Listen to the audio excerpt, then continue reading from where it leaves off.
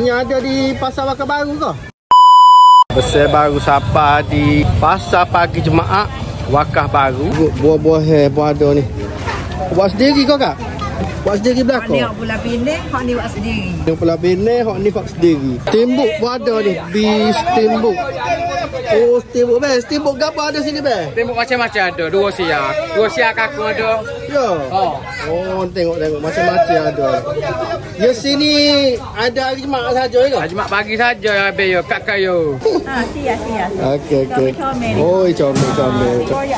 Royak nak gapo boleh belakang. Kunyi tu lah jaga-jaga jumpa. Oh, ni bunga kunyit ni. 7 je dah, boleh jumpa tu. Ni, coba dia ada apa cik? Ni tu. Sup apa tu? Tengah ada perut ada daging ada. Oh, Ayam kapau ada ganti ada. Oh, jadi nampak ni. Oh, ada sup sini ni.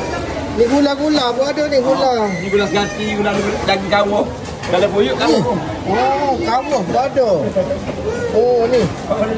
Ni ikan pating. Ikan air. Ni gula air. Oh, ada belakang. Ada kuih-kuih ni. Topak. Oh, topak ada ni. Topak. Ni tempat mana ni? Tempat lemuk ni tempat pulut ikan. Ni topak? Ni tempat pulut ikan. Pulut ikan. Pulut ikan ni lemuk. Lemuk. Ni manis kosong. Manis kosong. Kau madu suhu. Oi, dua potong ke ni weh. Oh, dia pucah-pucah segini ni. Pokok madu ni. Ada madu ke dalam ni? Ada. Tak ada. Dan nama je madu. Apa yang dia kena Yang mana hutang madu? ya. Dia kena kucak-kucak lagu ni kan.